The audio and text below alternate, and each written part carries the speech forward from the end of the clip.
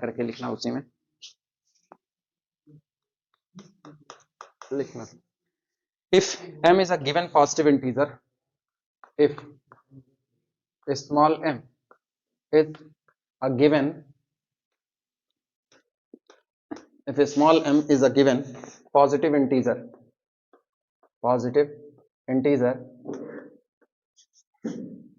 is a given positive integer, then the two series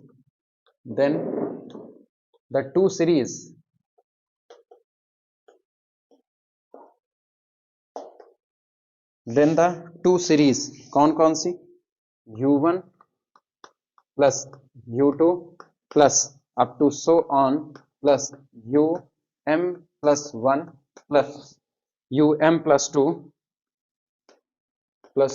plus up to so on and um plus 1 plus um plus 2 plus up to so on, ठीक। behave alike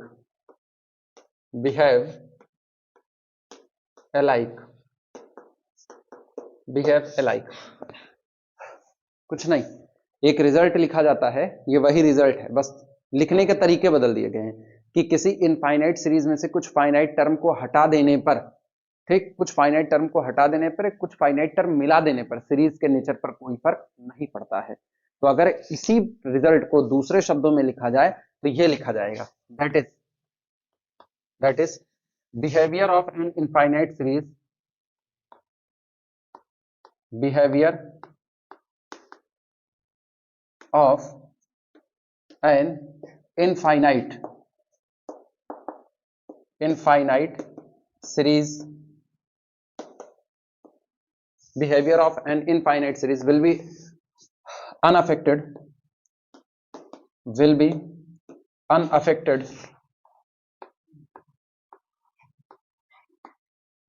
unaffected after adding or removing some finite terms।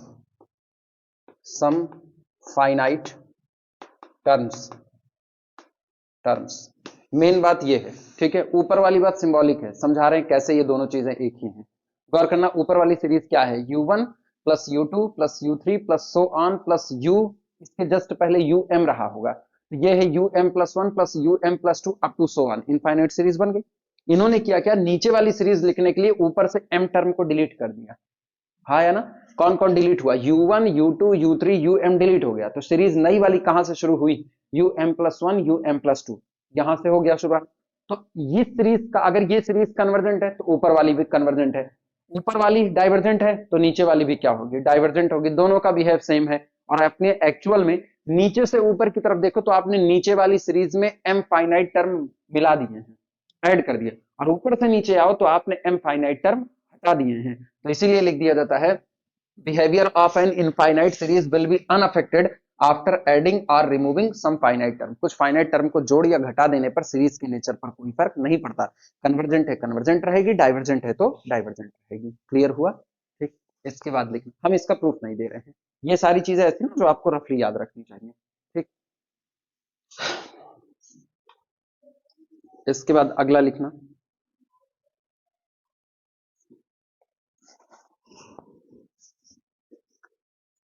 Note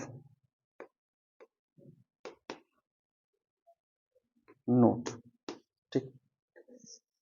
पता है ऊपर वाला जो ये result लिखा गया है, इसी को एक और तरीके से लिखा जाता है। एक्चुअली इसके लिखने के टोटल 3 तरीके हैं।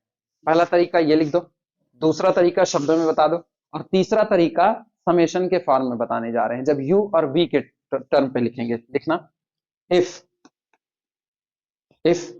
Summation n vary from 1 to infinity un and summation n vary from 1 to infinity vn, ठीक।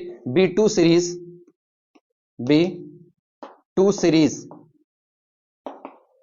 series such that vn is equal to, such that vn nth term is equal to m plus n, where m is a given natural number, या छोड़ो इतना बड़ा line लिखने से अच्छा है m belong to n, where m belong to natural number set n, ठीक, the two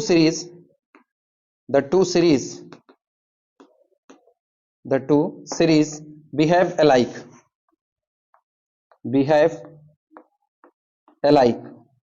ये थर्ड फॉर्म है ऊपर लिखे गए स्टेटमेंट का। तो इनमें से कोई भी बात लिखी गई हो सब के सब इक्विवेलेंट है, लिखा इसलिए रहे ना, इक्विवेलेंट स्टेटमेंट के तौर पर भी अगर सामने नजर आ जाए तो भी गलती ना हो। गौर करो दोनों सीरीज में अंतर नहीं है, बिल्कुल ऊपर वाली ही बात लिखे हैं। ये है u1 plus u2 plus u3 plus up to so on, और ये कौन है, यहां n वेरी कर रहा है लेकिन vn के बारे में दिया है। vn कौन है, vn है m प्लस n, तो इसका मतलब है m फिक्स रहेगा, m फिक्स रहेगा तो एक्चुअल में vn को हटाओ, vn हटाओगे तो आपने यहां पर क्या रखा है um प्लस n, यानी पहला टर्म होगा um plus 1 plus um plus 2 plus um plus 3 up to so on. क्या यही वाली सीरीज बनी हुई है कि नहीं? तो after removing some finite term और adding some finite term the behaviour of a series must be unaffected, उस पर कोई प्रभाव पड़ने वाला नहीं। क्लियर हुआ, नोट कर लो। फिर से रिजल्ट ही है, डबल स्टार करके लिखते हो, ये सब रिजल्ट है। If C is a constant, if C is a constant, if c is a constant and summation un n vary from 1 to infinity converges to u, ये एरो का मतलब समझ सकते हो ना कि हमारी सीरीज कन्वर्ज कर रही है किस पर, u पर, कन्वर्जेस टू u, देन अगर कोई सीरीज कन्वर्जेंट है तो उस सीरीज में जितने टर्म हैं उन सभी में पर्टिकुलर किसी नंबर का मल्टीप्लाई करोगे तो वो भी कैसा रहेगा, कन्वर्जेंट ही रहेगा, ठीक। Then summation c into n vary from 1 to infinity converges to, एक तो ये कन्वर्जेंट होगा और कन्वर्स कहां पर करेगा, लिमिट का c times C U, converges to c into you,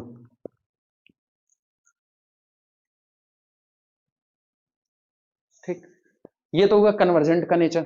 अब दूसरी बात, अगर मेरी सीरीज डाइवर्जेंट है, ठीक, अगर सीरीज डाइवर्जेंट है तो समेशन c इंटू un भी क्या होगा, नहीं, शर्त है c जीरो नहीं होना चाहिए। अगर c जीरो हुआ तो सारे टर्म को क्या कर देगा, जीरो कर देगा।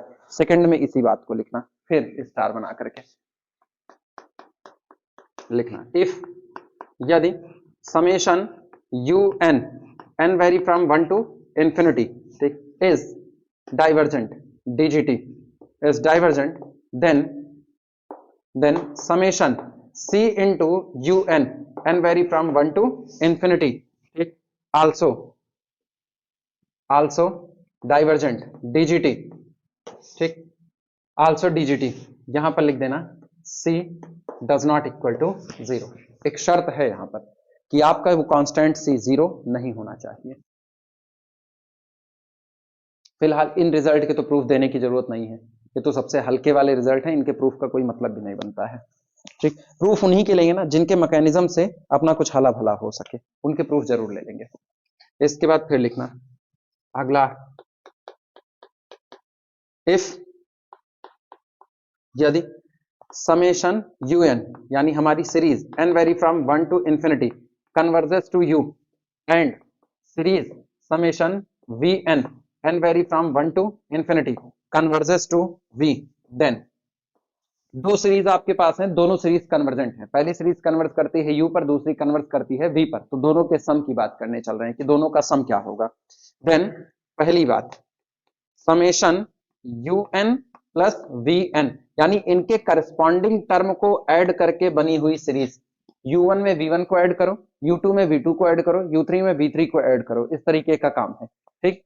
Then summation n vary 1 to infinity un plus vn converges to, ये कहां पर कन्वर्ज करेगा, u प्लस v पर, एक बात। और दूसरी बात second summation un minus vn n vary from 1 to infinity converges to u minus v। अच्छा पता है ये जो बार बार हम समेशन के ऊपर लिखते हैं n वेरी 1 टू इंफिनिटी, इसको चाहो तो हटा भी दो क्योंकि यहां हम पूरी पढ़ क्या रहे हैं, इनफाइनाइट सीरीज। तो ये अंडरस्टूड रहता है कि आप समेशन के ऊपर कुछ नहीं रखोगे तो भी वो इनफाइनाइट सीरीज ही मानी जाएगी, ठीक। लेकिन अब होता यह है कि भाई एग्जाम के लिए पढ़ रहे हैं तो दिमाग में आता है सीरीज फाइनाइट हुई तो फाइनाइट सीरीज कभी डाइवर्ज नहीं कर सकती है, वो हमेशा कैसी रहेगी, कन्वर्जेंट ही रहेगी, ठीक। कन्वर्जेंसी डाइवर्जेंसी पढ़ी ही इसीलिए जाती है क्योंकि सीरीज में नंबर ऑफ टर्म कितने हो गए, इनफाइनाइट। जब कोई चीज अति हो जाती है ना तभी उसको रोका जाता है, उसके पहले वो चीजें रोकी नहीं जाती हैं, ये आम बात है। घर में भी ना मार वार तभी पड़ती है जब आप कोई बदमाशी एकदम अति होकर के कर देते हो, घर से बाहर भी तभी किए जाओगे जब घर में किसी को जबरदस्त तरीके से जवाब दोगे, उसके पहले आपको कोई नहीं ध्यान देता है। ऐसे घर की बात मत करना जहां बिल्कुल मार नहीं पड़ती है, हटाया जाए। हाँ हाँ, दो लोग, ये दोनों लोग हैं, बिल्कुल डांट मार नहीं खाए हैं आज तक, इसीलिए तो कहे ये लोग एक्सेप्शंस हैं, उस सीरीज में शामिल हैं जिस सीरीज में बिहेवियर ही नहीं पता होता। कौन सा? हाँ ये भी सही कहे। हाँ, इसके बाद फिर अगला लिखना।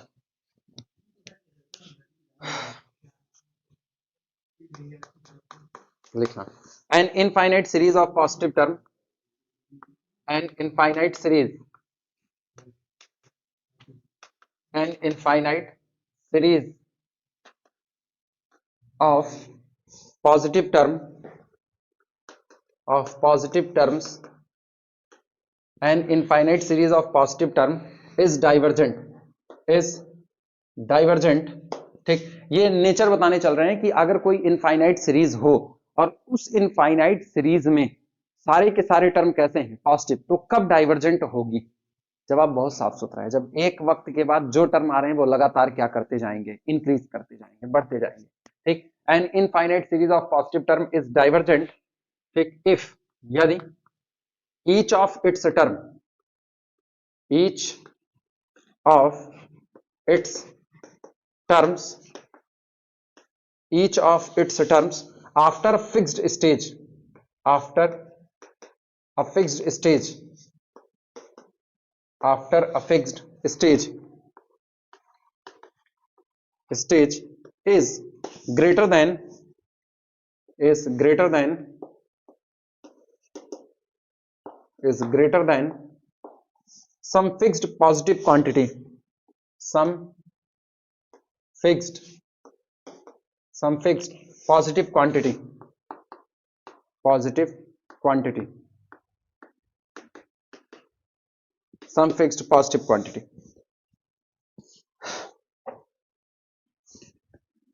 कह रहे हैं अगर कोई सीरीज पॉजिटिव टर्म की है तो वो डाइवर्जेंट होगी कब, जब आपकी सीरीज में चलते हुए कोई स्टेज ऐसी आ जाए जिस स्टेज के बाद जितने भी नंबर आ रहे हैं, जितने भी टर्म्स आ रहे हैं, वो सब किसी ना किसी फिक्स्ड पॉजिटिव क्वांटिटी से कैसे हो जाएं, बड़े हो जाएं, तब ऐसे केस में आपकी सीरीज कैसी हो जाएगी, डाइवर्जेंट हो जाएगी। अगर हम इसका प्रूफ मांगे तो दे सकते हो, जितना जानते हो उसके बेस पे 2 मिनट वीडियो रोक सकते हो और उसके बाद बताओ। अगर हम देखना,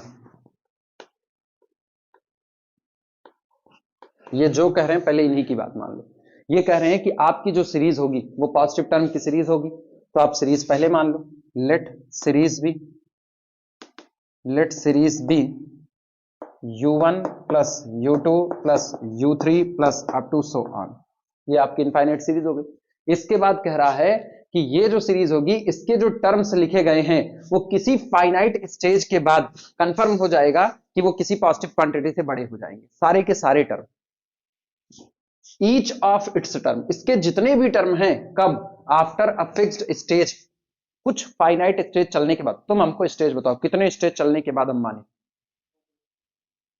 ये फिर तुम बांध लिए अपने आप को, तुम जनरल बोल दो ना, एन बोल दो, एम बोल दो, एल बोल दो, जो कहो वो बोल दो, मान लेते हैं, ठीक है। मान लिया कि एन स्टेज चलने के बाद, एम स्टेज चलने के बाद अब जितने टर्म आ रहे हैं वो सभी किसी फिक्स्ड क्वांटिटी से बड़े बैठ जाएंगे, ठीक। लेट माना, ठीक, u m प्लस 1 या आफ्टर m टर्म्स, ठीक, चाहे ये कहो let after m terms, after m terms, every term is greater than k, और k कौन है, फिक्स्ड क्वांटिटी क्या था? Fixed positive quantity, positive quantity, fixed positive quantity. ठीक, इसका मतलब दैट इज, अर्थात हमने मान लिया um+1 um+2 up to so on, ये जितने लोग हैं सब के सब ग्रेटर देन कितना हो जाएंगे? ये हो जाएंगे। क्लियर हुआ कि नहीं? तो सोचो आपके पास ये हुआ, now u1 plus u2 plus so on plus um, क्या ये फाइनाइट टर्म्स हैं कि नहीं है? क्या ये फाइनाइट टर्म्स हैं? ठीक, is equal to sum of finite terms, sum of finite terms, and this is equal to capital M से। भाई जब आप फाइनाइट लोगों को जोड़ोगे वो तो कोई ना कोई फिक्स नंबर आएगा, आप उसको कैपिटल M मान लो। क्लियर हुआ कि नहीं? तो सोचो now Sn is equal to Sn, अगर मेरा सीक्वेंस ऑफ पार्शियल सम जो बन रहा था उसमें अगर Sn गोज टू इंफिनिटी हो जाए तो आपका पूरी की पूरी सीरीज डाइवर्ज कर जाएगी कि नहीं कर जाएगी? तो Sn मेरे पास कितना होगा बोलो? Sn होगा u1 plus u2 plus up to so on plus un, N term तक का जोड़। ठीक, अच्छा एन और एम के बीच में रिलेशन कर देते हैं, एक काम करते हैं ना, तो plus U N plus one plus up to so on plus U M, ये कर दिया, और इसके बाद फिर plus U M plus one plus U M plus two plus up to so on. नहीं नहीं, ऐसा नहीं रह गया, ऐसा नहीं रह गया, कुछ गड़बड़ी कर दी है हम खुद। इसको हम मान लेते इतने तक, un तक।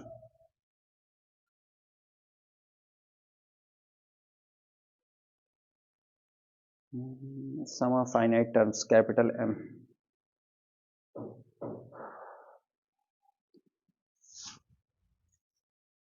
एक बात माननी पड़ेगी कि M को कुछ मानो कि M और N के बीच में कुछ ना कुछ रिलेशनशिप है, कुछ ऐसा मानो ना। लेट माना N इज ग्रेटर देन कितना हो जाए? M, ऐसा मान लो।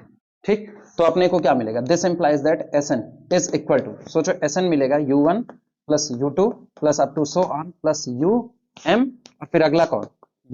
um plus 1 plus um plus 2 plus so on. सहमत हो? अब इतना मुझको पता है, इतने को हमने ऑलरेडी कुछ मान करके रखा हुआ है, m माना हुआ है, तो this is equal to capital M। हाँ या ना? कैपिटल M और प्लस इसके बाद फिर u m plus one plus U M plus two plus up to so on. सहमत हो कि नहीं? लेकिन वो सारे के सारे लोग किससे बड़े हैं? K से बड़े हैं। सहमत हो? सारे लोग K से बड़े। तो ये बताओ ये टोटल कितने टर्म्स और आगे गए होंगे? इनफाइनाइट टर्म्स गए होंगे ना। कुछ कुछ गड़बड़ी हम कर रहे हैं।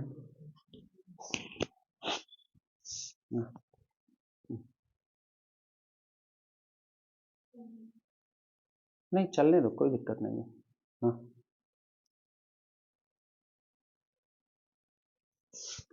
एक काम या तो हम लोग कर दें, Sn था ना, ये गड़बड़ी मिल गई ना, कोई ध्यान नहीं दे रहा। Sn है ना, तो यहां जाकर के n पर रुकना चाहिए मुझको। हम up to so on infinity कर दिए, भाई पकड़ में नहीं आ रहा कहां गड़बड़ी कर रहे हैं। प्लस un ये रहा, तो यहां तक जाएगा प्लस कितना? un। अब तुम गौर करना, ये हो गया अपने पास, this implies that Sn is equal to capital M plus, इसके बारे में कुछ बोल सकते हो? कितने टर्म है वो? Total n minus m term है।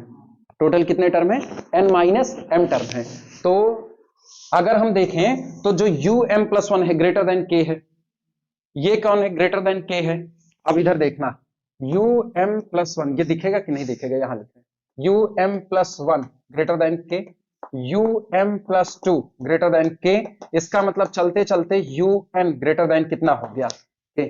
ये सभी के सभी ग्रेटर देन k हैं, तो इसका मतलब अगर हम इनको जोड़ें, टोटल ऐड करें, तो टोटल कितने टर्म जुड़ रहे हैं? n minus m term, n minus m term. तो ये कितनी बार जुड़ेंगे? n माइनस m टाइम्स जुड़ेंगे। तो क्या हम इसको ऐसा लिख दें, it is greater then m plus n minus m into k। सही लिखा या गलत लिखा? सहमत हो?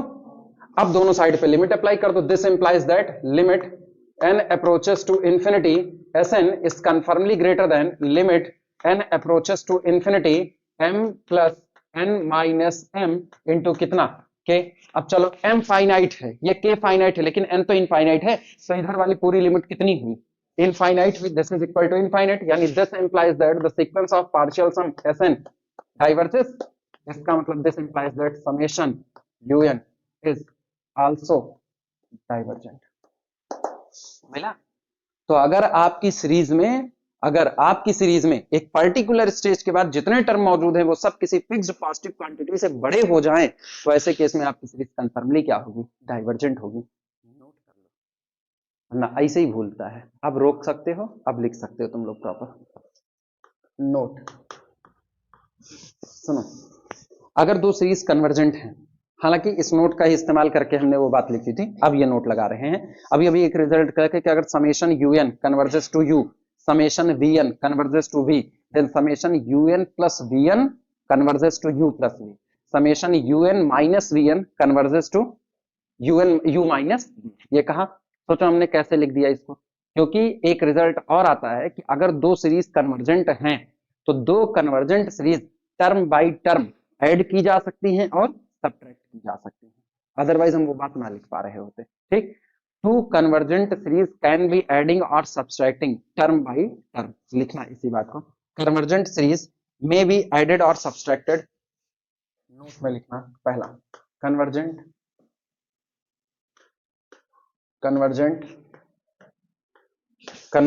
Series may B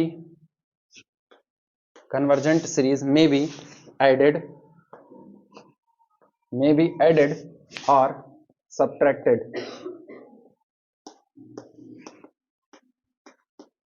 or subtracted term by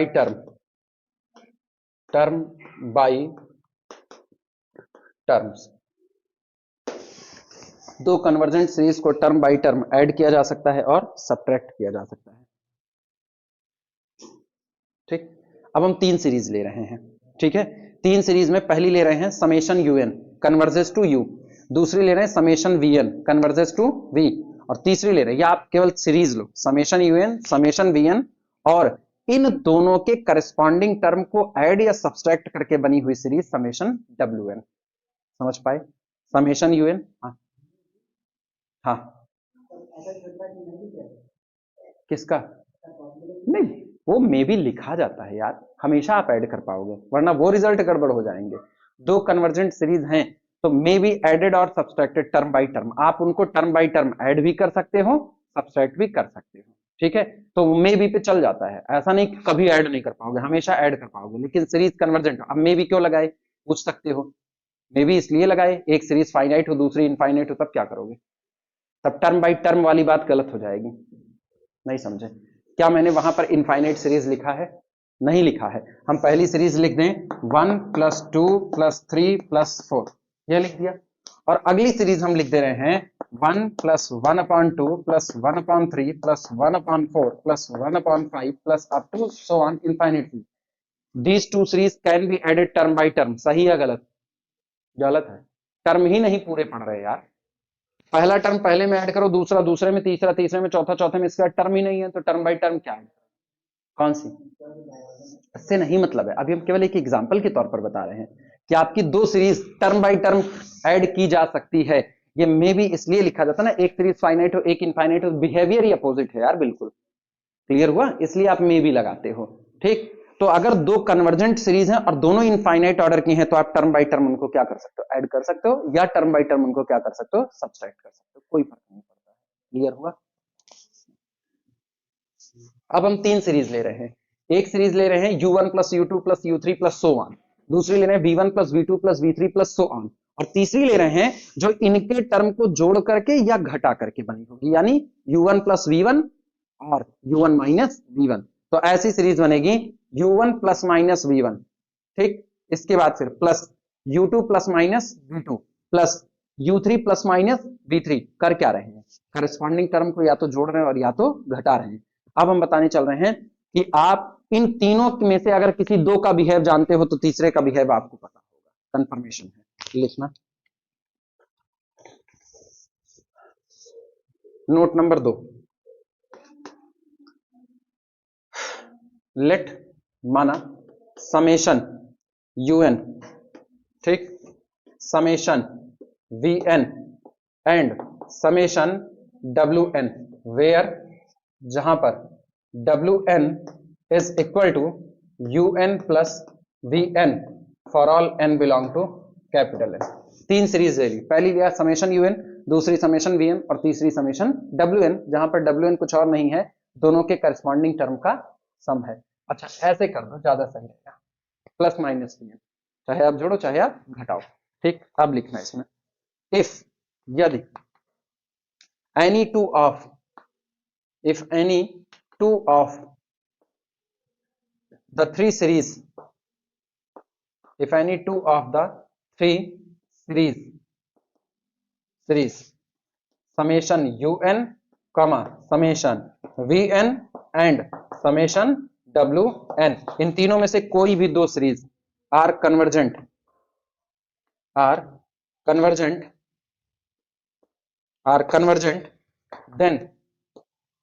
then third is also convergent, then third is also convergent, third is also convergent। दोनों में से, तीन में से कोई भी दो सीरीज कन्वर्जेंट हो गई तो तीसरी नो डाउट वो भी कैसी रहेगी, कन्वर्जेंट रहेगी। जैसे कोई आपसे कहे कि समेशन यूएन कन्वर्जेंट है, एक और सीरीज है समेशन वीएन, और हमने समेशन वीएन और समेशन यूएन इन दोनों सीरीज को आपस में टर्म बाय टर्म ऐड करके एक तीसरी सीरीज बनाई, वो तीसरी सीरीज भी कन्वर्जेंट है, तो इस जोड़ी गई सीरीज का नेचर क्या रहा होगा? जवाब है इसका नेचर भी क्या रहा होगा? कन्वर्जेंट रहा होगा, ठीक। अगर इन दोनों का जोड़, मतलब आपको ये कह दिया कि ये आपकी कैसी है, डाइवर्जेंट, इसके बारे में कह दिया ये कैसी है, इसको बोला डाइवर्जेंट, इसको बोला कन्वर्जेंट, इसका नेचर बोलोगे पक्का?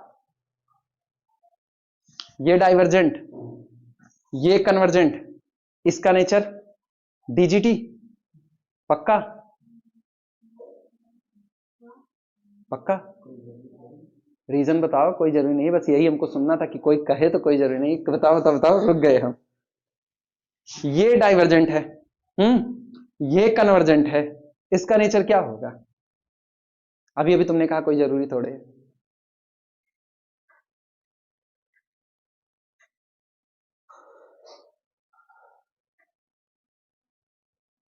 अभी ऐसा रिजल्ट नहीं लिखे हैं, समझे? अभी केवल इतना लिखा जा रहा है, कोई दो सीरीज कन्वर्जेंट हो, कोई दो सीरीज कन्वर्जेंट हो तो तीसरी क्या होगी? कन्वर्जेंट होगी। तो फिलहाल अभी डाइवर्जेंट वाली बात ही नहीं लिखे हैं। आप ऐसे नहीं कह सकते हो कि ये कन्वर्जेंट हो जाए, नहीं, दो कन्वर्जेंट सीरीज का जोड़ कन्वर्जेंट ही आ सकता है, डाइवर्जेंट आ ही नहीं सकता। तो वो तय बात है, जो ये लोग कह रहे हैं वही बात सही है, वो डाइवर्जेंट ही कहेगा, ठीक। तो इन तीन में से किसी एक का डाइवर्जेंट होना, इन तीन में से किसी एक का डाइवर्जेंट होना फिर किसी एक सीरीज को क्या बना रहा होगा? डाइवर्जेंट बना रहा होगा। क्योंकि अगर दो कन्वर्जेंट हो गए तो आपका ये वाला रिमार्क एप्लीकेबल हो जाएगा। ये रिमार्क कहता है कोई भी दो कन्वर्जेंट हुआ तो तीसरा क्या होगा? कन्वर्जेंट। तो इसका मतलब है कि अगर सीरीज कन्वर्जेंट नहीं हो रही है तो कम से कम दो सीरीज कन्वर्जेंट नहीं हुई। क्लियर हुआ कि नहीं? आप समझ में आई बातें? लिखना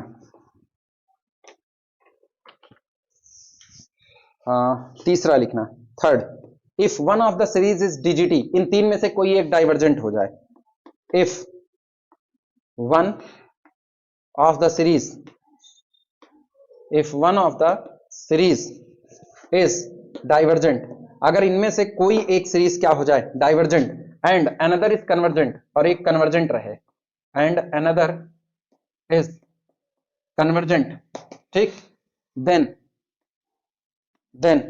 the third is necessarily divergent। वो जरूरी है कि वो डाइवर्ज ही करेगी, necessarily divergent, डीजीटी। ये रहा, ये हुआ ऊपर का रिमार्क। ये गारंटी दे रहा है कि अगर दो सीरीज कन्वर्जेंट है तो तीसरी आपकी कतई डाइवर्जेंट नहीं होगी, कन्वर्जेंट ही रहेगी। तो इसका मतलब है तीन सीरीज में तीन सीरीज में दो सीरीज के सम या डिफरेंस का कन्वर्जेंट होने के लिए इन दोनों सीरीज का क्या होना कंपलसरी है, कन्वर्जेंट होना कंपलसरी है। लेकिन अगर तीन सीरीज में से एक सीरीज डाइवर्जेंट है और दूसरी कन्वर्जेंट है, तो बची जो एक ना, वो कन्वर्जेंट हो नहीं सकती, उसको पक्की बात है क्या होना पड़ेगा, डाइवर्जेंट ही होना पड़ेगा। अगला लिखना है इसके बाद चौथा, ये आएगा तो ना नीचे वाला लिखना, if two of the series are divergent, if two of the series, if two of the series, ठीक, are divergent, कमा, अगर दो सीरीज आपकी डाइवर्जेंट हो जाए, सोचो अंतर देखे रहना, पहले में मैंने क्या कहा, दो सीरीज कन्वर्जेंट तो तीसरी भी क्या होगी, कन्वर्जेंट होगी। फिर मैंने कहा अगर एक डाइवर्जेंट एक कन्वर्जेंट तो तीसरी भी क्या होगी, डाइवर्जेंट। अब हम करें अगर आपकी दो सीरीज डाइवर्जेंट हो जाए तो तीसरी क्या होगी, दोनों पॉसिबिलिटी है, ठीक है, कोई कंक्लूजन निकाल नहीं सकते हो भाई। आप एक सीरीज करो डाइवर्जेंट वाली, समेशन यूएन को आप डाइवर्जेंट मान लो, ठीक है, समेशन वीएन को आप कह दो कि 0 + 0 + 0 + 0 + 0 + 0 इनफाइनाइट टाइम तक, तो वो कन्वर्जेंट है, पक्की बात है। समेशन डब्ल्यूएन आपका क्या आएगा, डाइवर्जेंट। तो दो सीरीज डाइवर्जेंट है तो तीसरी कन्वर्जेंट भी हो सकती है, डाइवर्जेंट भी हो सकती है, तो उस पर आप कोई कंक्लूजन नहीं निकाल सकते हो। लिखना, no conclusion can be drawn, comma करके लिखना, no conclusion, no conclusion can be drawn, can be drawn about the behavior of third, about the behavior, about the behavior of the third, of the third। तो आप तीसरी series के behaviour के बारे में कोई बात नहीं कह सकते हो, ठीक।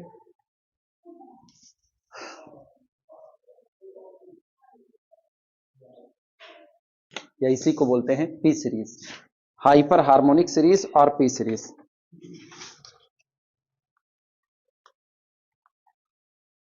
Hyper harmonic series,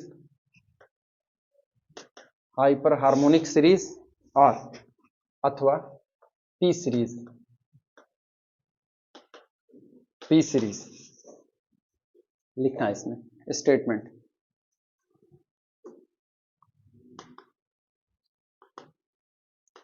statement, the series,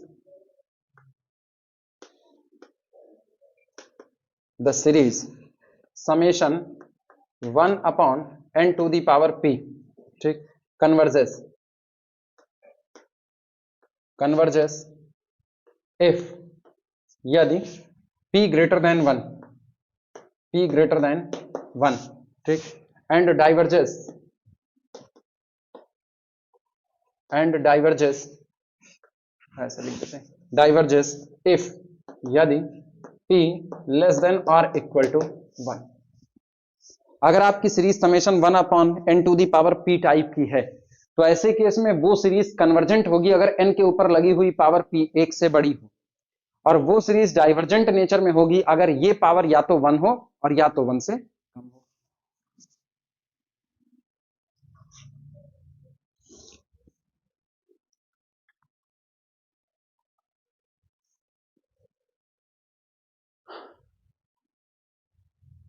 proof दें तो ऑब्वियस सी बात है मैकेनिज्म के साथ आएगा, कि अपना मैकेनिज्म दिखाएगा कि कौन कौन सा नेचर कैसा आता है।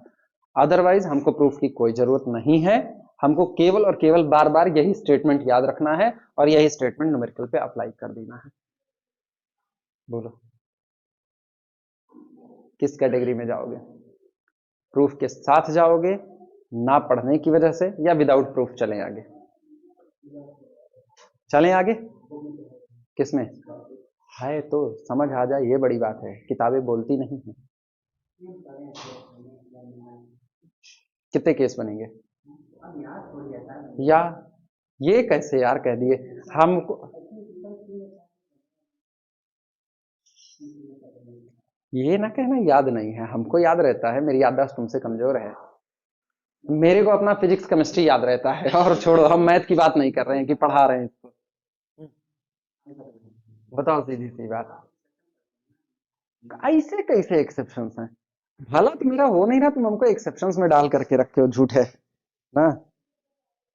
जो नोट्स तुम लोग फोटोकॉपी कराए हुए ना, उसमें प्रूफ मैंने लिखा हुआ है, सही सलामत लिखा हुआ, वहां से प्रूफ पढ़ लेना, ठीक है। डिस्क्रिप्टिव लिखा हुआ समझ आ जाएगा, टेंशन ना लेना उसमें, ठीक है। लेकिन मानना मेरी बात, प्रूफ जरूर पढ़ लेना, ठीक है। प्रूफ जरूर पढ़ लेना, यही सब प्रूफ है, यही सब है, ये सामने जो दिख रहा है। कौन सा? पिंक मिला नहीं इसलिए। समझे? कौन सा? नहीं यार, वही है, काय नहीं। अरे ये लिया गया था बस, खाली दीदी मंगाई थी क्राफ्ट के लिए, हम यूज कर लिए, लिखने के लिए नहीं। क्राफ्ट के पेपर अलग आते हैं, वो ज्यादा डार्क होते हैं, वो भेजने की बजाय ये भेज दिया बंदे ने कलरफुल वाला, तो कलरफुल वाला हम यूज कर ले रहे हैं, जब से रखा हुआ था। ये था पिंक कलर का था और येलो था, बाकी सब यूज कर लिए एमएससी की नोट्स बनाने में, वो सब एमएससी वाले में यूज हो गया। अब जो किताब का प्रिंट निकलवा रहे हैं, वो निकलवा रहे हैं 85 जीएसएम पे, जिससे टिके वो थोड़ा सा। ये 75 जीएसएम एकदम पतला सा देने लगे हैं, बेकार। चलो, इसी समय ना कंपैरिजन टेस्ट भी लिख ले रहे हैं, तो कंपैरिजन लिख लेते हैं, हाइपर हार्मोनिक सीरीज लिख ले रहे हैं, फिर दोनों के न्यूमेरिकल उठा लेंगे, क्योंकि कब कौन सा लगेगा भगवान मालिक है। हेडिंग डाल देना, कंपैरिजन टेस्ट।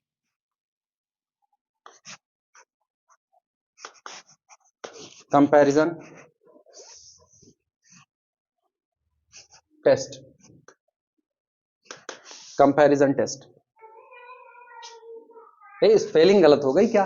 दो आई लगा दिए, एक आई होना चाहिए था ना, SON होना चाहिए था ना।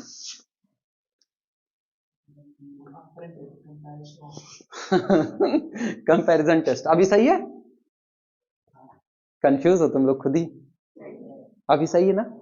ठीक है, लिखना है इसमें, if summation u n, if summation u n and summation v n and summation vn be the two given series, be the two given series, be the two given series and if यदि limit n approaches to infinity un upon vn finite is equal to finite, एक बात, और दूसरी बात does not equal to zero, ठीक। Then summation un and summation vn both behave alike, both behave alike. कह रहे हैं अगर आपको दो सीरीज दी जाए, समेशन un और समेशन vn, दोनों सीरीज से आप nth टर्म को निकाल लो, दोनों के nth टर्म का रेशियो निकाल करके उस पर लिमिट अप्लाई कर दो, लिमिट un अपॉन vn। अगर ये लिमिट आपकी फाइनाइट आती है और फाइनाइट के साथ साथ नॉन जीरो आती है, तो दोनों सीरीज का बिहेवियर सेम होगा।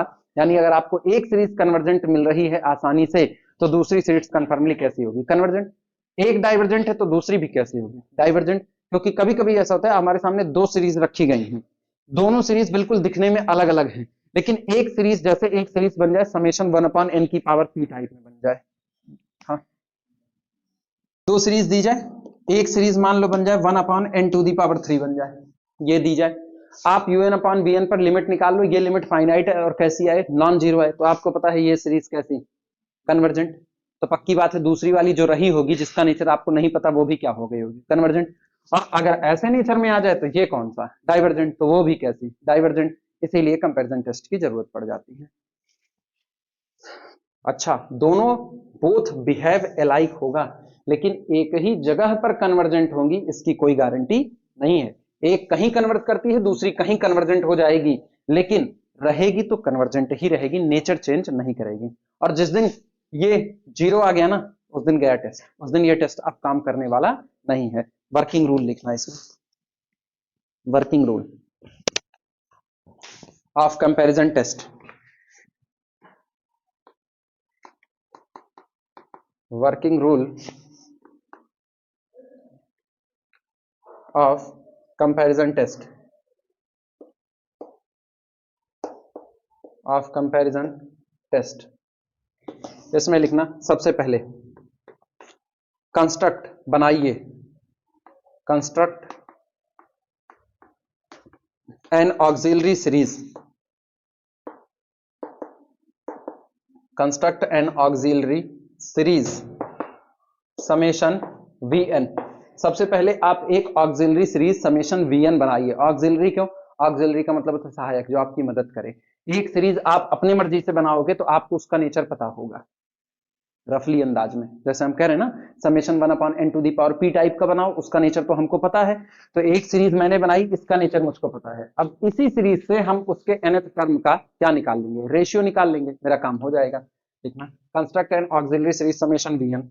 लेट माना summation un and summation vn are infinite series, infinite series, infinite series of positive terms, of positive terms with un less than or equal to vn। Actually हम तुमको ना दो test एक में मर्ज करवा दे रहे हैं, या तो आप वहां से कर लो, या तो एक और तरीका होता है कंपैरिजन टेस्ट में। अब कंपैरिजन आप कई तरह से कर सकते हो। एक कंपैरिजन ये भी होता है जो अभी हम यहां पर लिखा दे रहे हैं, मेनली हम इसका इस्तेमाल करेंगे, लेकिन जिस दिन इसके इस्तेमाल में फेल हो जाएंगे उस दिन हम इसका इस्तेमाल कर लेंगे। ठीक, इसमें हम करने क्या जा रहे हैं, एक ऑक्सिलरी सीरीज मैंने अपनी मर्जी से बनाई समेशन वी है, ठीक, और एक अब हम देख रहे हैं जो सीरीज दी गई है उसमें ये मिल रहा है कि u1 less than or equal to v1, u2 less than or equal to v2, so on un less than or equal to कितना मिल गया, ठीक। तो लेफ्ट का लेफ्ट जोड़ो, राइट का राइट जोड़ो, तो summation un is less than or equal to summation, हुआ कि नहीं? आप सोचो अगर ये बड़ी वाली सीरीज कन्वर्जेंट हो जाए तो ये पक्की बात है क्या होगी, कन्वर्जेंट होगी। क्लियर हुआ? और अगर ये डाइवर्जेंट हो गई तो ये वाली कैसी होगी, डाइवर्जेंट होगी। काम मेरा बन जाएगा कि नहीं बन जाएगा?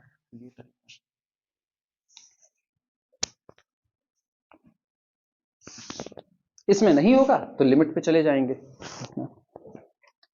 With un less than or equal to vn। Now summation vn is convergent. अगर हमारी ये वाली सीरीज समेशन vn ये कन्वर्जेंट हो गई तो दिस इंप्लाइज दैट छोटी series summation un is convergent, is convergent. और अगर समेशन un ये हमारी छोटी वाली सीरीज जो है ये कैसी हो गई, डाइवर्जेंट हो गई, तो this implies that summation vn is divergent, divergent. ठीक, छोटी बड़ी किसमें छोटी बड़ी? हाँ, सीधी बात है, छोटा भाई हरामी है तो बड़का हरामी होगा ही होगा, उससे कौन लगता है? कौन सा? ये रियलिटी है, छोटा हरामी होगा तो बड़ा हरामी है, क्योंकि छोटे का हरामपन आया ही बड़े में से है। बिल्कुल जरूरी होता है ना।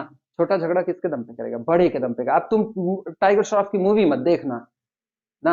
हाँ, तुम अधिकतर लोग मूवी देख के प्रेरित होते हैं, ऐसा नहीं होता। बड़ा भाई है, छोटे भाई को शायद देता है। हमारी दीदी की बिटिया काहे के लिए इतना तांडव मचाती है? क्योंकि हम उसको सिखाते हैं। तो बड़ा तांडव मचाता है इसलिए छोटा मचाता है। ये प्रैक्टिकल बातें हैं, अब इसको एक्सेप्ट कर लो, यूं मत को। क्या कहते हैं भैया, जोनी काट के बकला वही काठ में लागे, कहते हैं कि नहीं कहते हैं? नहीं कहते हैं? ये मुहावरा ही नहीं सुने, जिस काठ का बकला उसी में लगेगा। बकला जानते हो? पहले ये बताओ। बकुला नहीं, याद है। बकला जानते हो नहीं जानते हो? तब यार, तब कहां मुहावरा सुनोगे? लकड़ी जो होती है, लकड़ी उसके ऊपर एक तो छाल लगी होती है, वो पूरी पूरी छाल निकल आती है, उसको बकला बोलते हैं। ठीक है? तो जिस लकड़ी का, काठ का मतलब होता है लकड़ी, जिस लकड़ी का वो बकला है लगेगा तो उसी में कि कहीं और लगेगा, किसी और पेड़ में उसको सेट कर दोगे ले जाकर के। तो इसीलिए कहा जाता है भैया जोनी काट के बकला वहीं लागे। मतलब जैसा तुम्हारा घर है ना, तुम अपने घर का हिसाब दोगे, किसी और का नहीं दोगे। और तुम्हारे घर में अगर तुमको बदमाशियां सिखाने वाला कोई है तो ऑब्वियस बात है तुम बदमाश ही निकलोगे।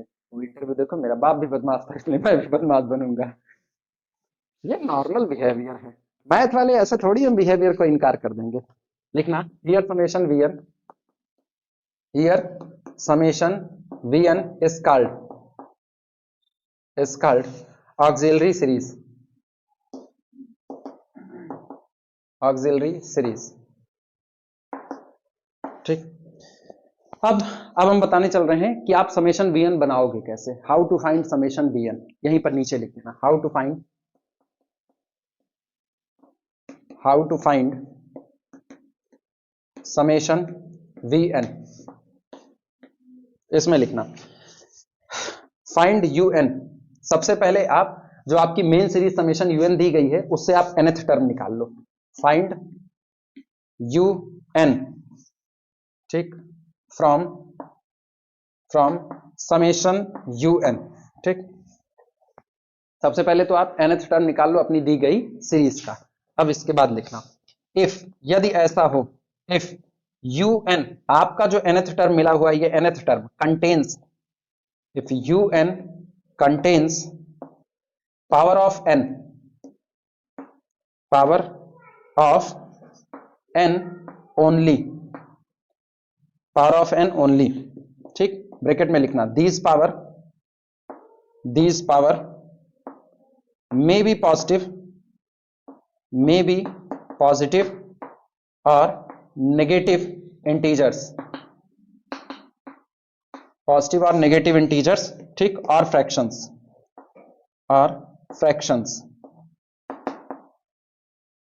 then retains the term, retain the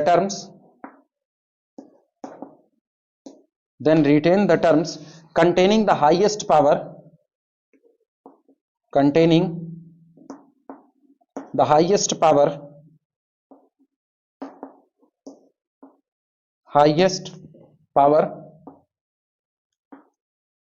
of n only, and denote the same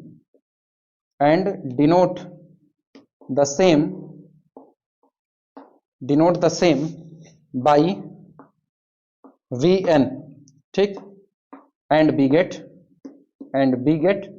summation vn, और हम vn को प्राप्त कर लेते हैं। कुछ करना नहीं है, अपनी सीरीज में आप nth टर्म निकाल लो, un आपको मिल गया।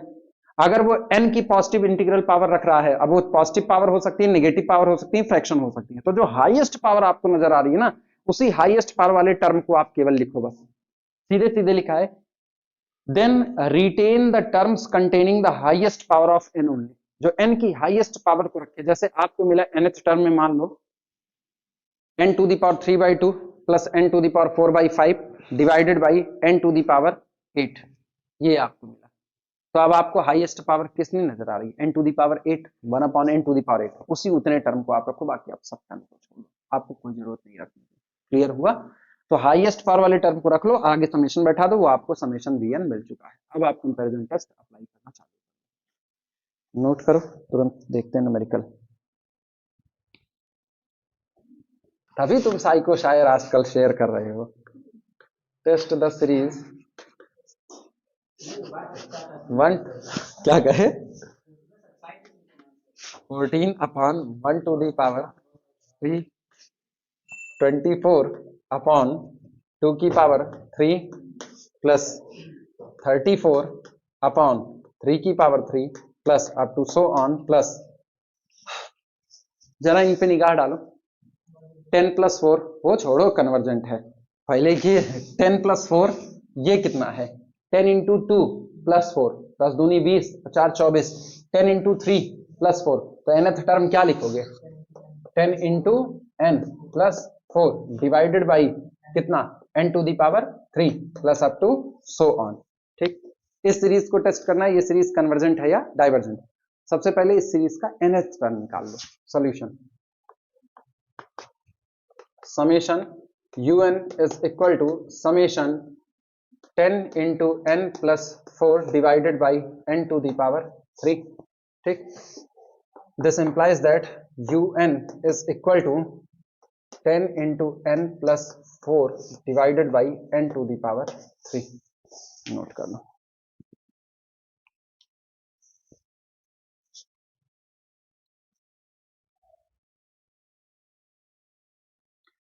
अब समेशन वीएन बनाते हैं। अब वीएन आप चाहे हाईएस्ट पावर रख करके बना लो, चाहे हाईएस्ट पावर रख करके बना लो, 1/n टू द पावर 3, या आप ये बना लो, ऊपर से n की हाईएस्ट पावर, नीचे से n की हाईएस्ट पावर को कॉमन कर लो। ऊपर n की हाईएस्ट पावर कितना है? 1। ठीक, नीचे कितना है? 3। तो आप vn बना लो n upon n to the power 3। क्या फर्क पड़ता है, नेचर नहीं बदलने वाला है। ठीक, late vn is equal to n upon n to the power 3. This implies that summation vn is equal to summation 1 upon n to the power 3. 2 1 upon n to the power 2 हो गया। अच्छा, अगर आप un और vn का comparison करो तो क्या कुछ पाओगे? un और vn का कंपैरिजन करो, कौन बड़ा कौन छोटा, ये पाओगे? कौन? vn का nth टर्म बड़ा है, गारंटी। un को अगर देखा जाए तो un मेरा कौन है? un है 10n plus 4 divided by n to the power 3। ठीक, vn कौन है? vn है 1 अपॉन n स्क्वायर। अब कौन बड़ा कौन छोटा? कौन? अच्छा, इसको पुरानी वाली बात में लिख देते हैं, n अपॉन n क्यूब। तो इसका भी 1 अपॉन n क्यूब, इसमें भी 1 अपॉन n क्यूब। किसका? अभी 10 ना करो, अभी 1 अपॉन n क्यूब नजर आ रहा है, 1 अपॉन n क्यूब नजर आ रहा है। यहां केवल n है। ठीक, अभी तक बराबर था, अब इसको n दिया, लेकिन इसको 10n प्लस 4 दिया। कौन बड़ा कौन छोटा? ये बड़ा और वो छोटा।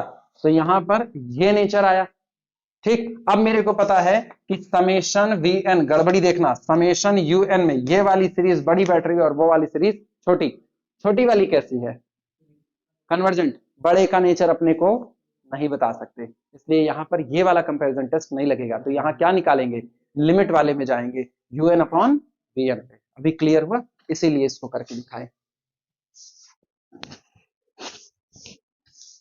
चलो लिखना, नाउ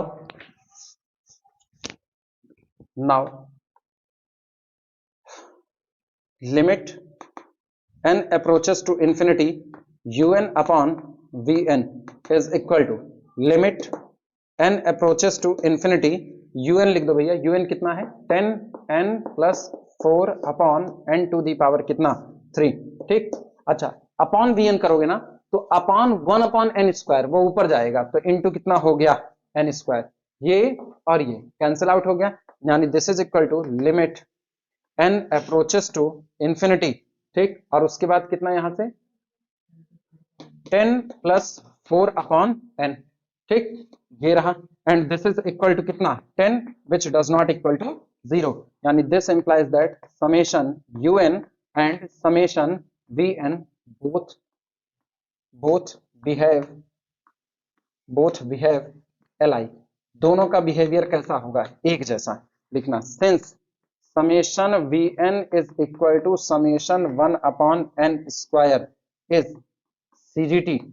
ठीक, by P series test, by P series test. तो this implies that summation un is equal to summation कितना था वो? 10n plus 4 upon n to the power 3 is also convergent. लो, ये भी CGT हुआ। Problem, test the series, test the series, test the series 1 upon 5 plus under root 2 upon 7 plus under root 3 upon 9 plus under root 4 upon 11 plus up to so on. सबसे पहले ना ऊपर वाले तो अपने रूल बता रहे हैं, नीचे वाले का रूल देखना। ये कितना है? 5 है। ठीक, अगर इसको देखा जाए तो 2 दूनी 4, 1 5, 2 तियां 6, 1 7, फिर 2 चौके 8, 1 9, 2 पंचे 10, 1 11। रूल बन गया कि नहीं बन गया? कितने टाइप का हुआ? कितना?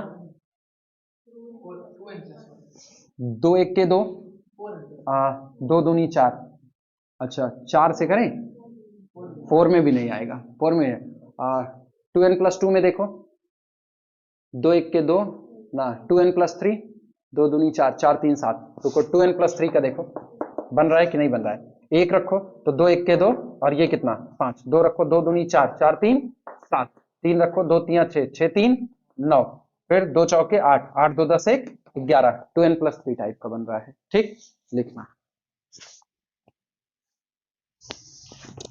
देखो सॉल्यूशन लिखना, here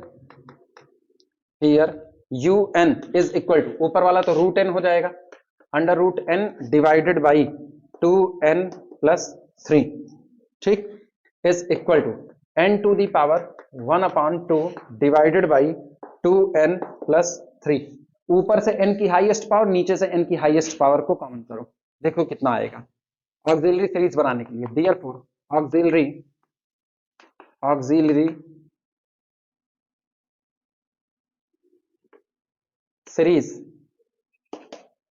series summation Vn is equal to summation, ऊपर से n की हाईएस्ट पावर 1/2 है ना, तो n to the power 1/2 divided by, नीचे n की हाईएस्ट पावर 1 है तो n ले लो पूरा पूरा, यानी this is equal to summation 1/n to the power 1/2, सहमत हो? लिमिट un/Vn निकाल लो।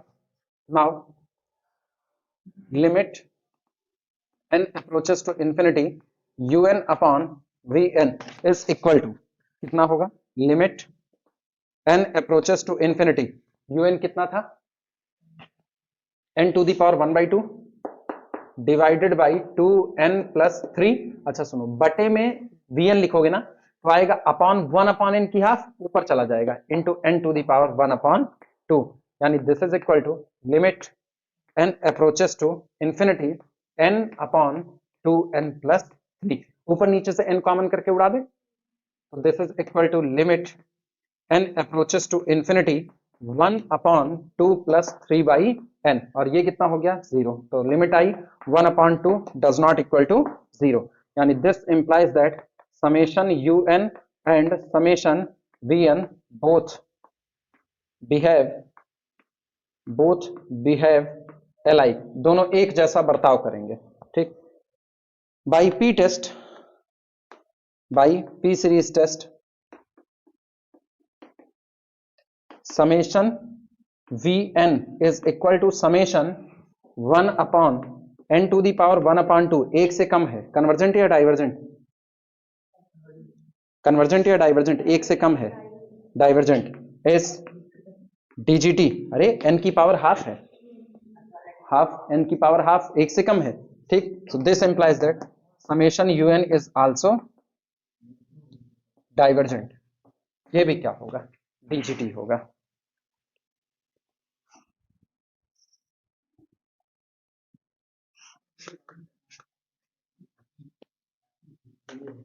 Test the series summation n vary from 1 to infinity, इस दुनिया में सब पॉसिबल है, n+1/n+2 का होल स्क्वायर, मैथ वाले तो बिल्कुल माने, जब एक इनफाइनाइट टर्म तक की सीरीज कन्वर्ज कर सकती है तो इस दुनिया में कुछ भी हो सकता है, तब बताओ, कुछ भी हो सकता है ना, इस सीरीज के लिए देखना है। अरे तो तुम भी ना बच्चों को ये सब बताओगे, उनको पागल खाने भेजने की तैयारी है। सॉल्यूशन, और ये सारा सारा जो सितम होता होगा ना, तुम अपनी बहन के ऊपर करते होगे, उसे बताते होगे ये सब। Here un is equal to n+1/n+2 का होल स्क्वायर, ठीक। अब यहां से vn बना लो, लिखना this implies that vn is equal to, ऊपर से n अपॉन, नीचे क्या करोगे, नीचे हाईएस्ट पावर n², यही ख्याल रखना है, n², तो इसका मतलब सीरीज ये क्या बना 1/n, यानी देयरफॉर ऑक्सिलरी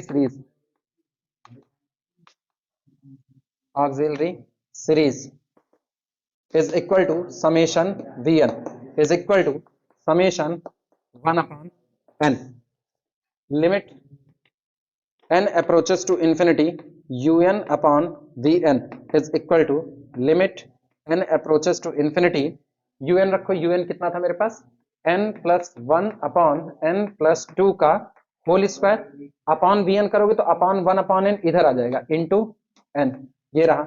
अब एक n यहां से कॉमन कर लो, एक n यहां से कॉमन कर लो, limit n approaches to infinity, ऊपर से n कॉमन करोगे तो ये n पहले से मौजूद है n स्क्वायर ब्रैकेट में one plus one upon n divided by, नीचे से n को कॉमन करोगे तो n स्क्वायर, यहाँ पर one plus two by n का होल स्क्वायर, ये n स्क्वायर कटा, लिमिट कितनी one, does not equal to zero, फिर both behave alike. This implies that summation un and summation vn both behave alike, अब लिखना since summation vn is equal to summation 1 upon n is divergent, p बराबर एक है तो p series test से p is equal to 1 पर divergent, this implies that summation un is equal to summation n plus 1 upon n plus 2 का whole square is divergent, ये भी आपका डाइवर्जेंट, नोट कर लो।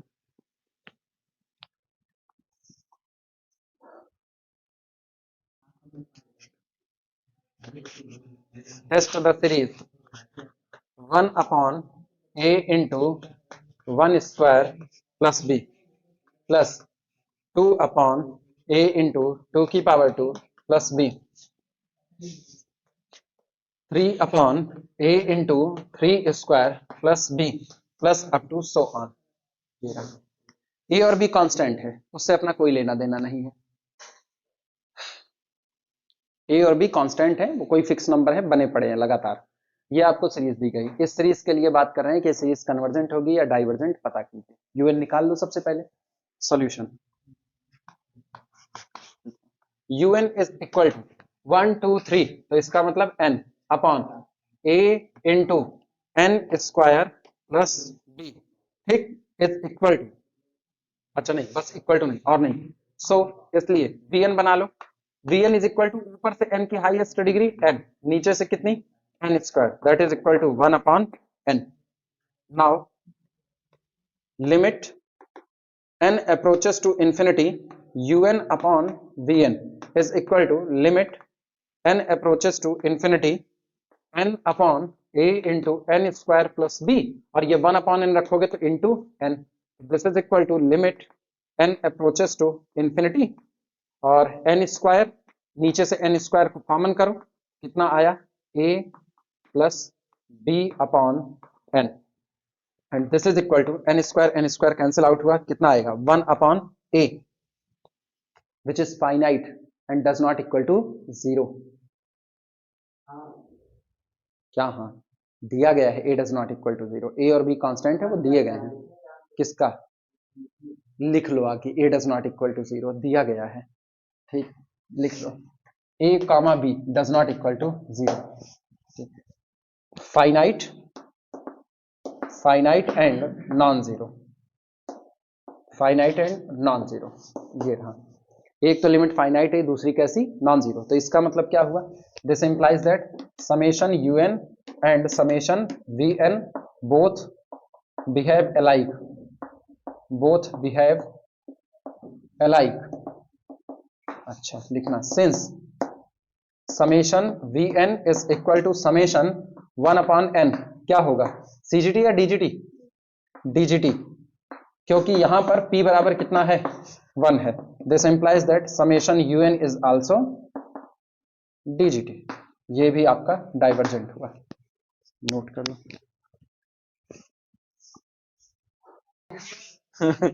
टेस्ट ये वो बताते हैं ना जो नयका गोपाल दास का पुल बन रहा है, हम वहां भी मांगेंगे टेस्ट द कन्वर्जेंस, कल से मेरा बोरा वही बिछेगा, टेस्ट द कन्वर्जेंस,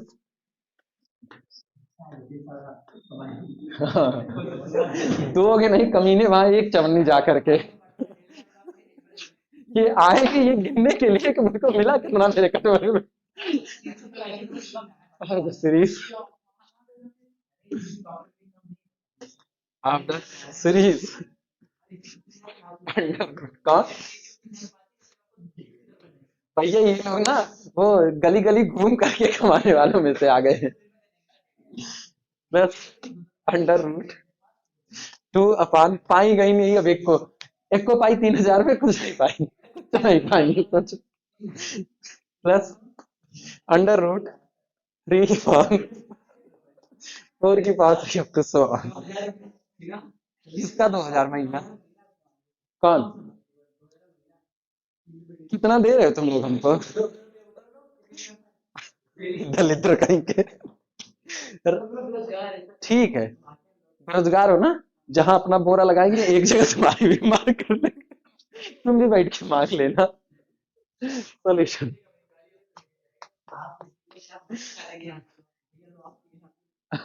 तुमसे ब्याज कमाएंगे। चलो, test the convergence of the series this 1 2 3 so on. तो लास्ट में कौन होगा? एन। तो यूएन लिखना, u n is equal to under root n upon, इसका बताओगे नीचे वाला n+1 का। अरे एन क्यूब काहे करोगे, n+1 का होल क्यूब, ये करोगे ये। अब आई बात समझ में? क्या फर्क ना आता, मारेंगे तक जाओगे, फर्क नहीं आता। n⁻1/2 divided by n+1 to the whole power 3/2। चलो भैया vn बनाओ। This implies that vn is equal to, ऊपर n की हाईएस्ट पावर 1/2 है तो निकाल लो n की 1/2, नीचे कितना है 3/2, n की पावर 3/2। बोलो भैया कितना आएगा, 1/2 को नीचे लाओ, 1/2 माइनस 3/2 माइनस 1/2 कितना, 2/2। सहमत हो? नहीं सहमत हो? 3/2 माइनस 1/2 मतलब 2/2, 2/2 कट पिट करके 1 आया। अब लिमिट अप्लाई कर दो। Now yeah, this implies that summation vn is equal to summation 1 upon n, यही auxiliary series है। now limit n approaches to infinity un upon vn is equal to limit n approaches to infinity, un कितना था, n की power 1/2 upon n+1 to the whole power 3/2 into vn है 1 upon n ना, तो यहाँ हो जाएगा n, that is equal to limit n to the power, sorry n approaches to infinity n to the power 3/2, नीचे से common करो n की पावर 3/2, ब्रैकेट में आएगा 1+1 upon n to the whole power 3/2। ये और ये कैंसिल आउट हुआ, लिमिट कितनी आई, 1 डज नॉट इक्वल टू 0।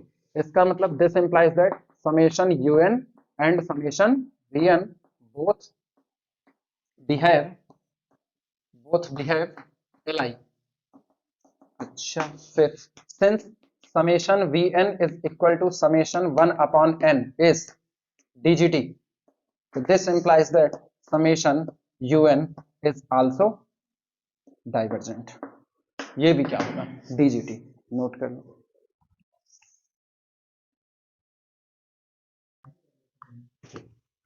होंगी कहीं पर। Test the series,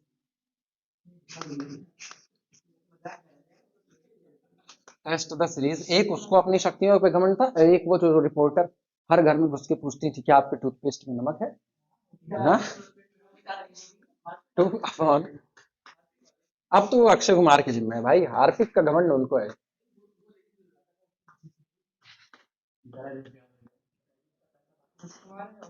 up to so on.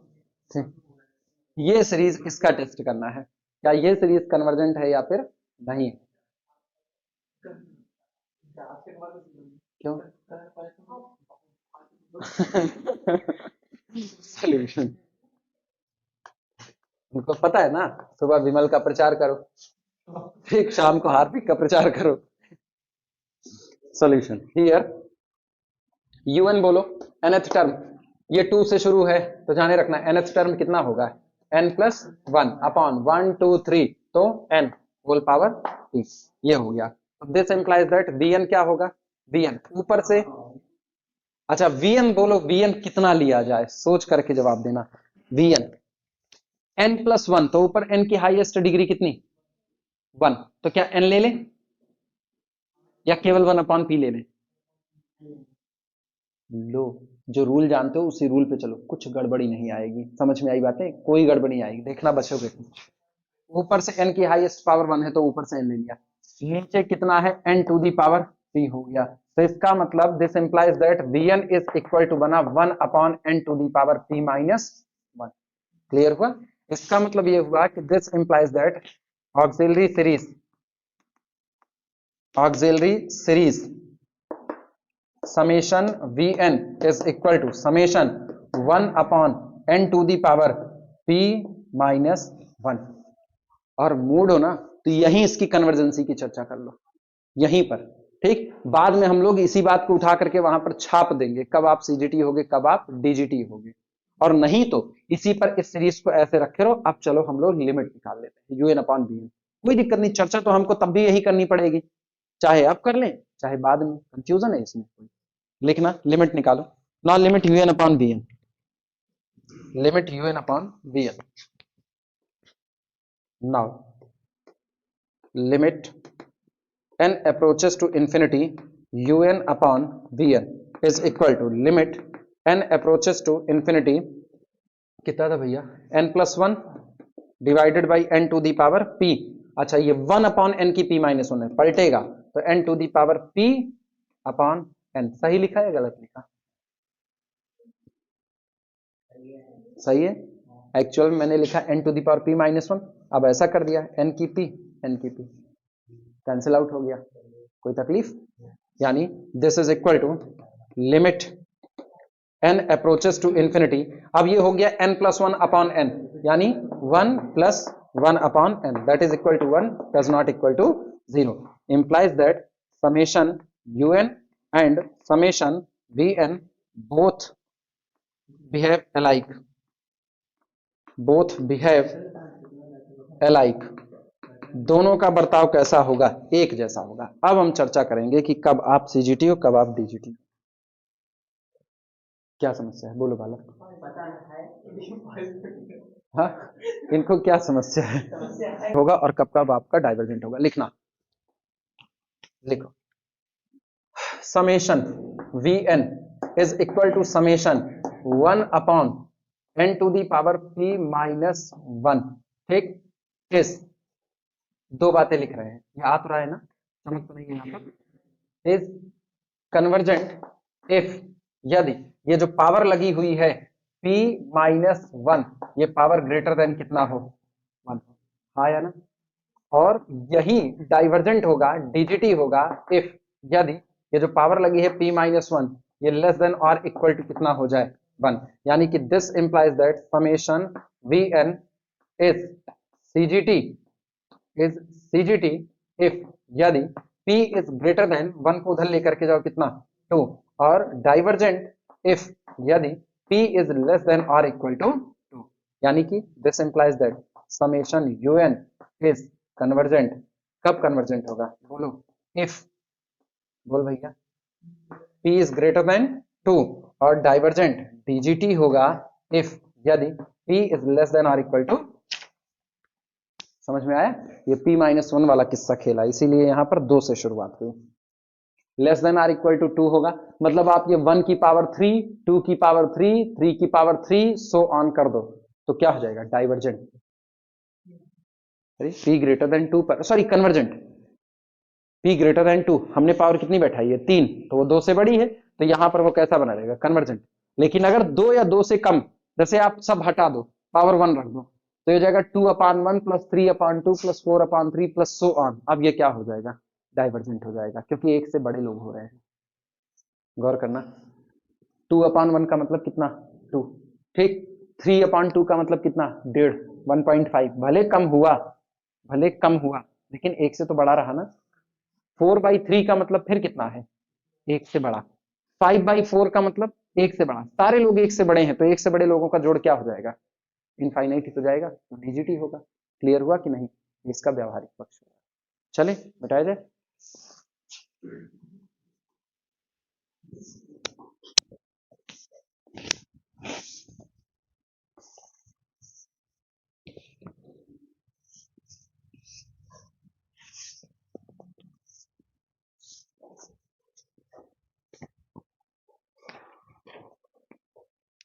ये भी हो गया।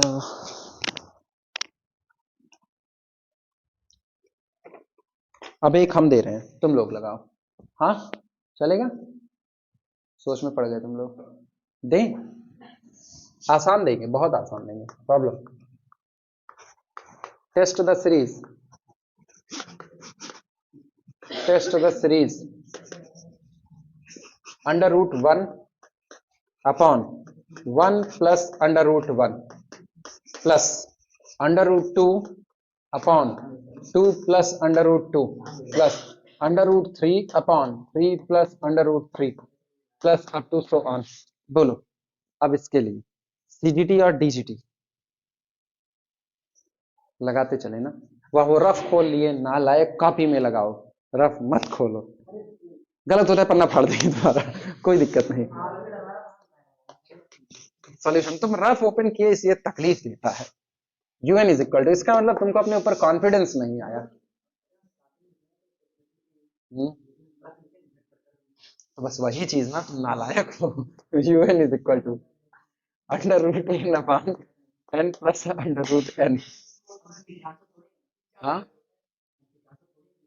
पाब्लो पिकासो सम्मान के साथ नाम लो बालक ना। चलो ये तो हो गया UN। अब बताओ VN क्या बनाए? VN क्या बनाए?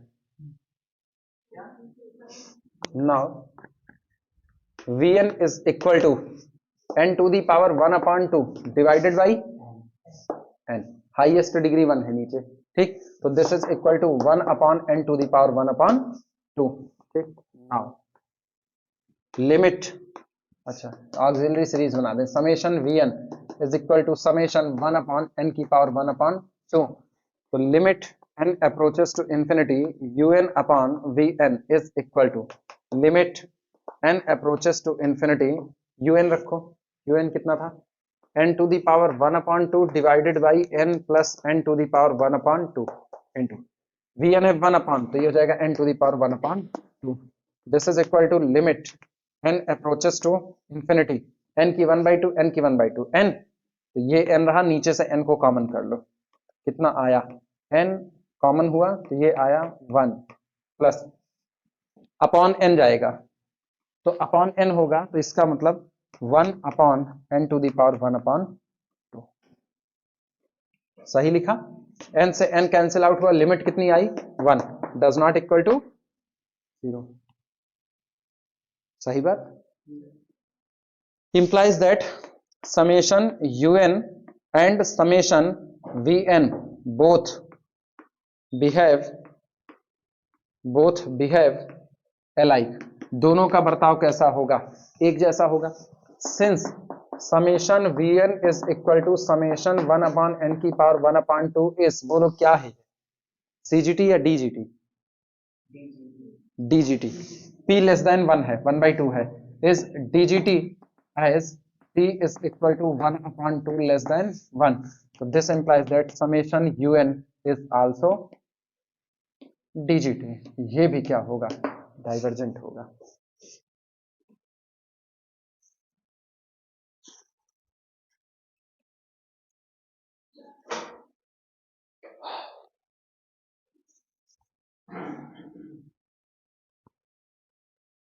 ये सब BSc में ही मिल चुके होंगे, आसान आसान वाले थे, अभी कठिन वाले कहीं नहीं आ रहे हैं, धार धार धार लगने वाले हैं।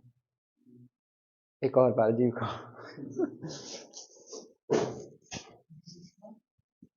पार्ले जी,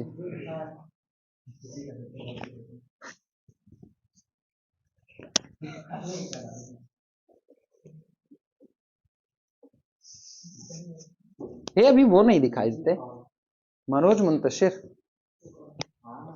नहीं दिखाई देते ना, पता नहीं कहाँ चले गए। हाँ, उसी आदि पुरुष के बाद ही तो गड़बड़ हुआ, आदि पुरुष के बाद ही तो गड़बड़, तब से नहीं दिखाई देते हैं, या शायद अपने लोग सर्च नहीं करते। Problem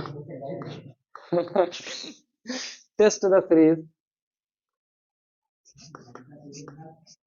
test the series 1 plus 2 upon 1 plus 2 square, ठीक, प्लस 1 प्लस 3 अपॉन 1 प्लस 3 की power 2 plus up to so on. पहला टर्म देखो, पहला टर्म क्या दिख रहा है तुमको? केवल 1। दूसरा क्या दिख रहा है? 1+2 अपॉन 1+2 स्क्वायर। पहला, अगर हम इसको देखें ना, इसको दूसरे टर्म में यहाँ 2 है, तीसरे में यहाँ 3 है, तो पहले में ये कुछ ऐसा होना चाहिए था। हाँ ठीक, देखने का फर्क है। 1+1 2, 1+1 2। तो इसका मतलब nवें टर्म को लिखने में हमको कोई डिस्टर्बेंस नहीं है। 1+n अपॉन 1+n स्क्वायर लगाओ खुद से, ये आसान है, हम नहीं करेंगे। क्या गलत बात है? अब इसको बिल्कुल नहीं हाथ लगाएंगे।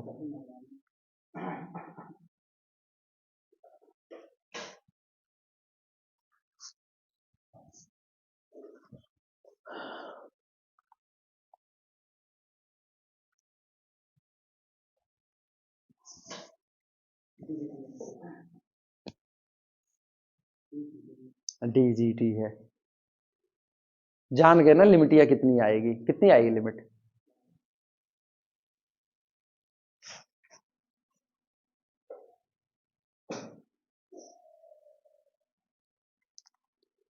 DGT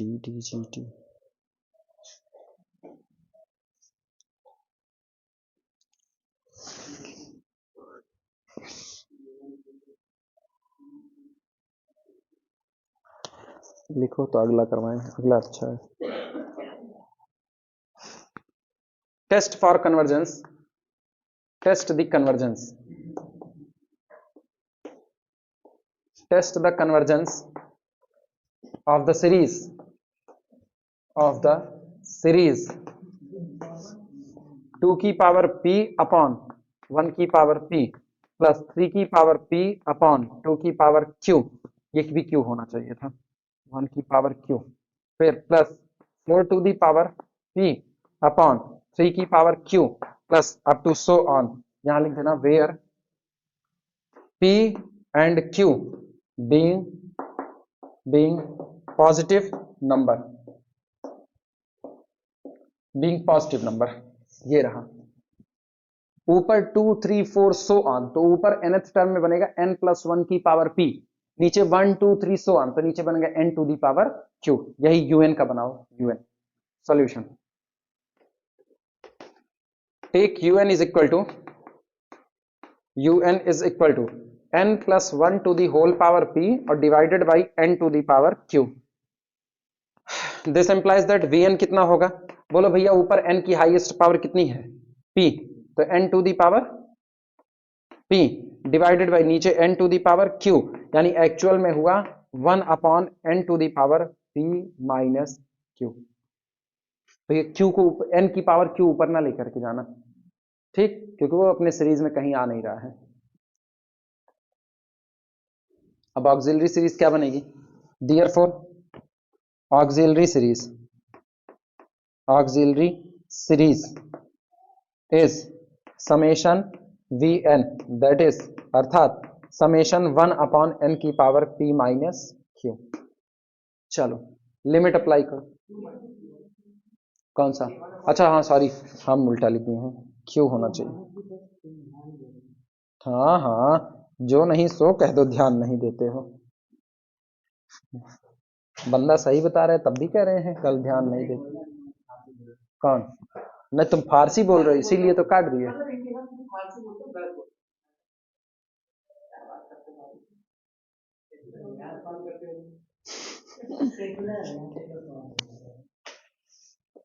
चलो ये सब पढ़ लो, इसके बाद हम लोग चलते हैं लक्षद्वीप। क्या कुछ है? अरे यार, भारत का अभिन्न अंग है, समझे? चलो अगले पे आओ, लिमिट अप्लाई करो। Limit now, limit n approaches to infinity un upon vn, पैसा ही नहीं है यार, जाएंगे कहाँ, is equal to limit n approaches to infinity. जब 1 तारीख आती है तो दोस्त लोग ना फेसबुक पे फोटो अपलोड करते हैं, पहला दिन गुलमर्ग में, पहला दिन श्रीनगर में, अपने सोचते हैं देख करके कि रुको वहीं से एक बर्फ की चट्टान गिर जाए, उसी के नीचे आओ, यहाँ आओगे तो दांत जमे रहेंगे, तब हम आग जला करके तुमको पिघला रहे होंगे, क्योंकि मेरे पास पैसे नहीं है। Limit un upon vn is equal to limit n approaches to infinity. un भरो, un कितना है? n plus 1 to the whole power p divided by n to the power q। vn रख भैया, 1 अपॉन में रखोगे ना तो vn हो जाएगा into n to the power q minus p। चलो काट पीट मचाओ जितना कट पीट सके। ये आएगा अपने पास, this is equal to limit n approaches to infinity. एक काम करो ना, यहां से n को कॉमन करो तो n to the power p, तो यहां बना 1 plus 1 upon n to the whole power p divided by n की पावर q इंटू इसको लिख लो n की पावर q अपॉन n की पावर p। n की p से n की p, n की q से n की q, और लिमिट कितनी आई 1 does not equal to 0। This implies that summation un and summation vn both behave alike, दोनों का बर्ताव एक जैसा होगा। लेकिन अब यहां बर्ताव गड़बड़ाएगा क्योंकि 1 upon n to the power q minus p है, कोई फिक्स आपको नंबर नहीं नजर आ रहा, तो आपको चर्चा करनी पड़ेगी। कुछ लिख लो तो इधर वाला, अच्छा इधर का तो मिटा सकते हैं।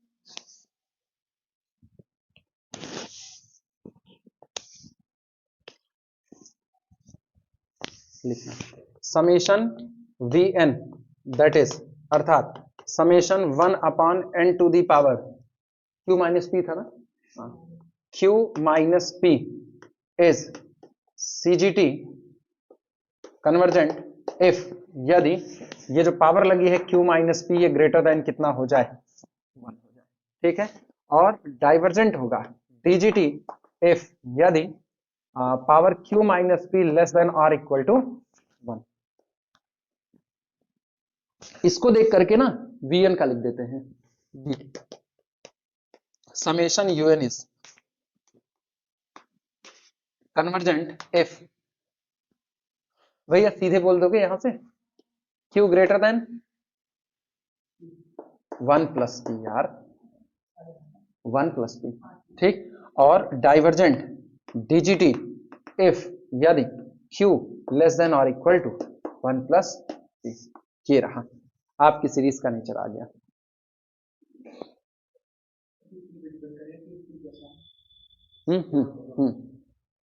एक्चुअली आप q को देखो और p को देखो, अगर जैसे हम p बराबर 5 ले लिए और q बराबर 4 दे दिए, p बराबर 5 q बराबर 4, तो सोचो ये हो गया 5 प्लस 1 दैट इज 6, और ये कितना हो गया 4, 4 इज लेस देन 6, तो किस नेचर में जाओगे, डाइवर्जेंट। मतलब ये जो आपकी सीरीज लिखी गई कहां गई यार, हो गई नहीं, वो नहीं है, वो पुरानी वाली है यार, वो ये था 2 की पावर n प्लस 1 था ना, 2 की power p upon 1 to the power q plus 3 की पावर p अपॉन 2 की power q plus 4 to the power p upon 3 की पावर q।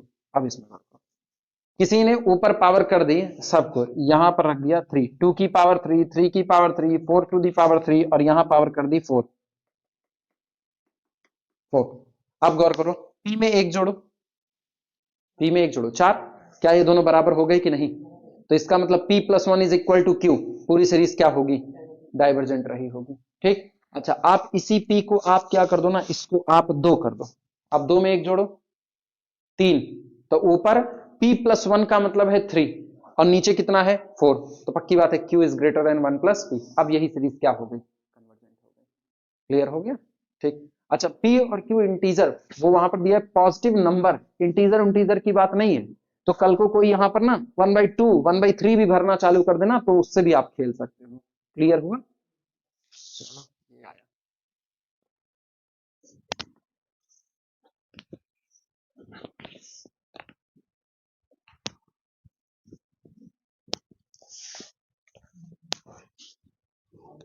कंपैरिजन टेस्ट यही है, ये भी हो गया।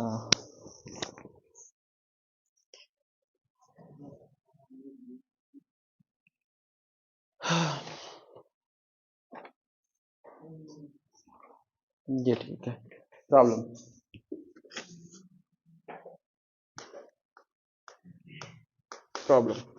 Test the convergence of, test the convergence, test the convergence of summation bracket के अंदर में under root n plus 1 minus under root n।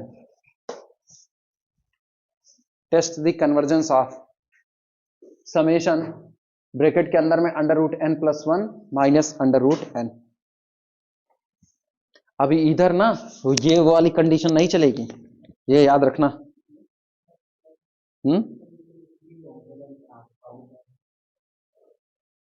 इधर वो कंडीशन नहीं चलेगी। पिछली बार तो बहुत साफ सुथरा निकल आ रहा था, इस बार निकलेगा नहीं निकलेगा? बताओ कहां से होगा? रैशनलाइज कर दोगे यूएन को पक्का? यूएन को रैशनलाइज कर दोगे पक्का? फिर हाँ हाँ, फिर क्या निकालेंगे उससे? Under root n plus 1 minus under root n upon under root n plus 1 plus under root n into under root n plus 1 plus under root n। ऊपर कितना आया? n plus 1 minus n, that is equal to 1। un बदल रहे हैं 1 upon under root n plus 1 plus under root n। अब vn बोलो, vn is equal to कितना? 1 upon under root n, यानी n टू दी पावर कितना? 1 upon 2। Nature इसका क्या? समेशन, पहले un upon sorry limit un upon vn करो, तो un अपॉन vn का मतलब है लिमिट un कितना? पहले तो un अपॉन vn करो ना। un कितना? कौन सा?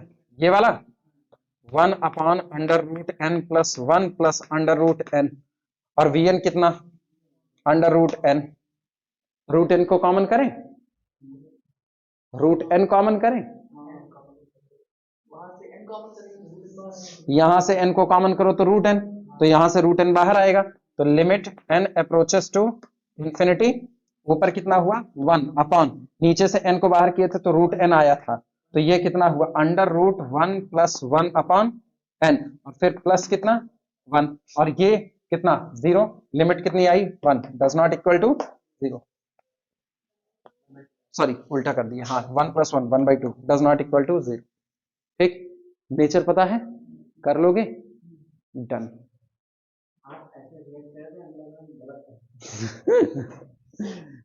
हम के बाइनोमियल लगाना चाहो लगा सकते हो ना, बाइनोमियल लगाना चाहो तो लगा सकते हो, कोई रोक टोक नहीं है, इसी पर रोक देना।